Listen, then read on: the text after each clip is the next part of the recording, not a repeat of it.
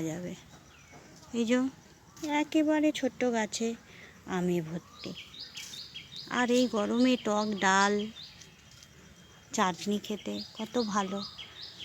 আমি তো এই গাছ থেকে পেরে একদিন আমশোলও করব ভাবছি। আর আমশোল খেতে কার কার ভালো লাগে বলুন। দেখতে পাচ্ছেন কত আম হয়েছে। আর গাছটা দেখাই। নমস্কার বন্ধুরা, সিম্পল লিভিং নিরূপা ব্লগে সকলকেই স্বাগত।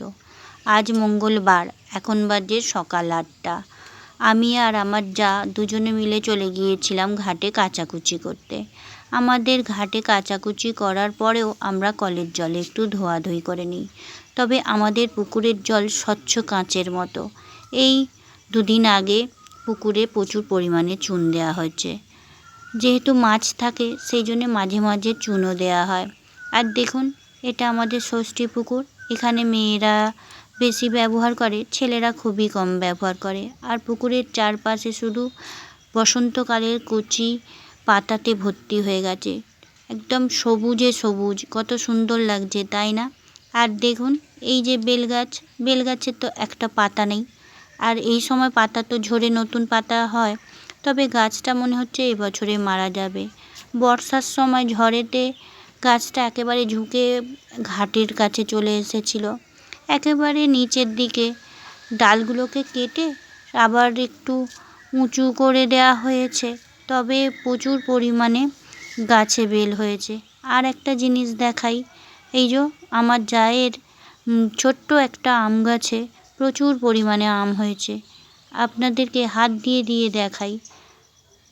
আর একেবারে নিচে দেখুন, একটা বাচ্চা ছেলে মেয়েও এই আম গাছে অনায়াসেই আম পেড়ে নিতে পারবে। তবে এখনও গুটিগুলো ছোট ছোট। তবে এই গাছের আমগুলো খুব বেশি বড় হয় না। তবে গাছটা দেখুন কতটা ছোট।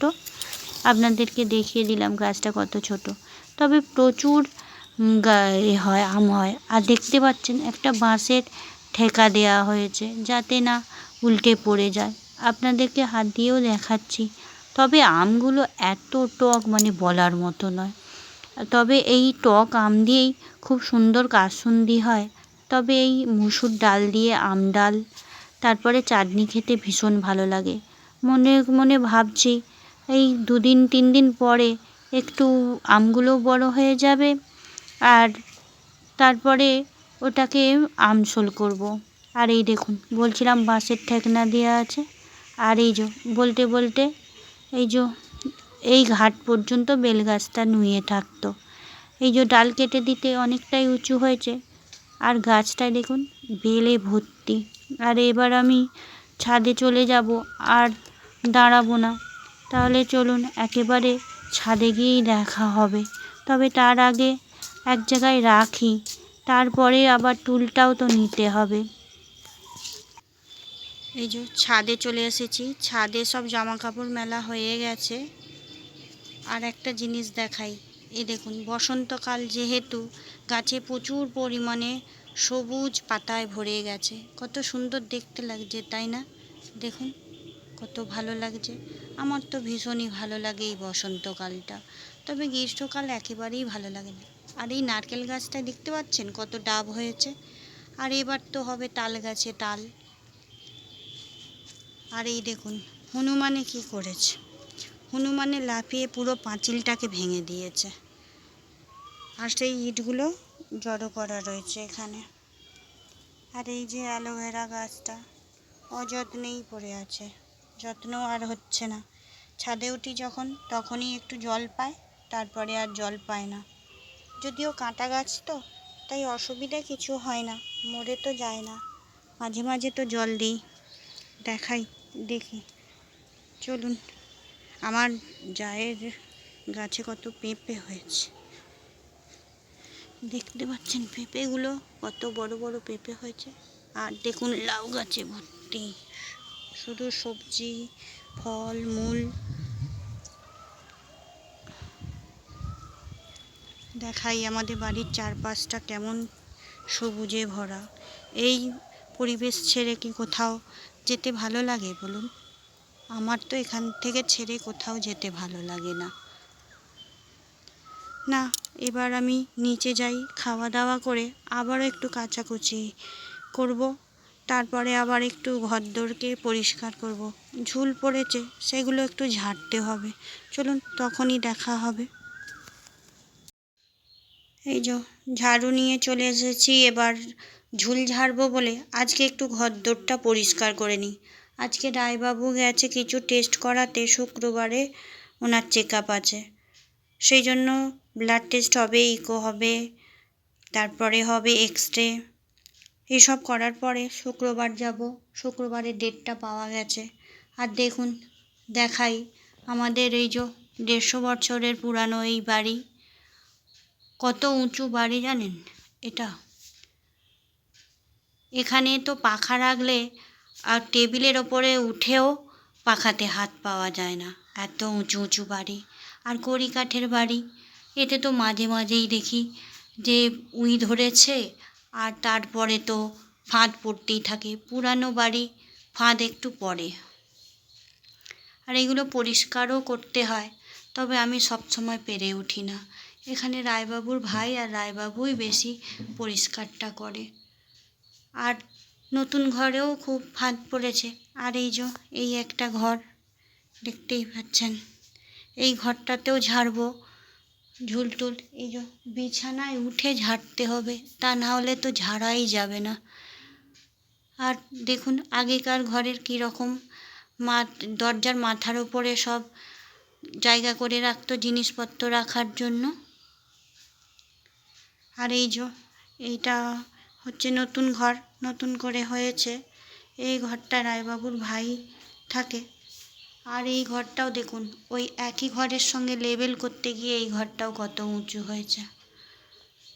প্রচণ্ড উঁচু উঁচু ঘর বাড়ি। আমারও তো খুব ভালো। আর এই যে গেটে ঢোকার সময় আমাদের রাধাকৃষ্ণ সব সময় থাকে। আর আমাদের মন্দিরও তো শ্রীধরের মন্দির। আর দেখাই, চলুন, এই যে রান্নাঘর, রান্নাঘরটাও একই লেবেল করতে গিয়ে কত উঁচু। এই দেখুন, এত উঁচু উঁচু কাদের হয় বলুন? আর এই যে এত উঁচুতে এক্সস্ট ফ্যানটা থাকার কারণে এই যে ধোঁয়া বের হতে পারে না। এই যে ঝুল পড়েছে আর কালি শুধু দেখুন তেল পড়েছে। এগুলো ওই রায়বাবুর ভাই পরিষ্কার করে, না হলে লোক দিয়েই পরিষ্কার করানো হয়।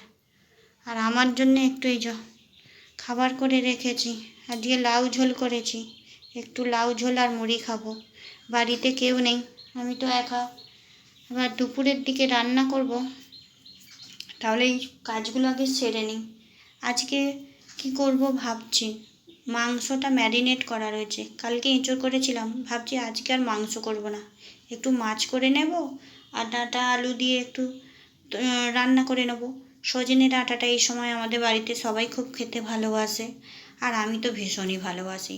তার সঙ্গে ভালোবাসে রায়বাবু, তবে আমার ছেলে সব খেতে ভালোবাসে না, আর ছেলে তো এখানে এখন থাকেই না, সেই জন্য অসুবিধা কিছু নেই। তাহলে চলুন পরিষ্কার টরিষ্কার করে একটু খাওয়া দাওয়া করে নিই। আর আগে দেখুন এই রকম সব জানলা ছিল, সেই জানলাগুলোকে বন্ধ করে দিতে পুরো একটা আলমারির সাইজ হয়ে গেছে। এখানেই সব জিনিসপত্র থাকে। আর রান্নাঘরের এটা দেখতে পাচ্ছেন কাঠটা, এটা শাল কাঠের দরজা। এগুলো সবই আমাদের শাল কাঠের। এই যে, তবে এই ঘরটার কিন্তু প্লাইউডের দরজা এখানটা। আর এখানটা একটু হাত ধোয়ার ঘর করেছে, আর এখানেই ফ্রিজটা থাকে। আর এই ঘরটায় এসি লাগানো হয়েছে, পাখাও তো আছে।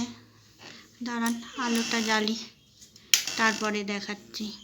তবে নতুন এসি নয়, সেকেন্ড হ্যান্ড এসি নেওয়া হয়েছে। রায়বাবুর গেল বছর খুব শরীর খারাপ করেছিল, সেই মুহূর্তে টাকা পয়সা অ্যাভেলেবেল ছিল না, সেই জন্য সেকেন্ড হ্যান্ড একটা এসি নেওয়া হয়েছিল। কারণ রায়বাবুকে ওই এসিতে তো থাকতেই হতো। ঠিক আছে, আর দেখাই, দাঁড়ান। এই ঘরের নিচে দেখুন, আমাদের যেহেতু চাষিবাসী লোক, আমাদের ঘরে আলু দেখেছেন, সব সময় আলু এই তক্তপোষের নিচে। আর একটা ঘরে আপনাদের দেখাচ্ছি, এইটা হচ্ছে আমাদের সর্ষের বস্তা, সর্ষে থাকে, আমাদের সর্ষেও চাষ, বাদাম চাষ, সবই চাষ। একদিন বাদাম গাছগুলো আপনাদেরকে দেখাবো। আর দেখুন আলু দেখাই, এই দেখুন এগুলো আমরা সারা বছর খাই। আপনারা বুঝতে পারছেন না, অন্ধকার হয়ে আছে ওই দিকটা, কতটা বুঝতে পারছেন জানি না। এই যে ভর্তি, আর আমাদের ঠান্ডা ঘরেও দেয়া থাকে সারা বছর খাবার জন্যে। আর এই আলুগুলো কেউ এলে তাদেরকেও দেওয়া হয়। এইগুলো সব হচ্ছে চন্দ্রমুখী আলু। তাহলে চলুন কাজটা সেরেই ফেলি। ব্লগটা আজকে এখানেই শেষ করছি।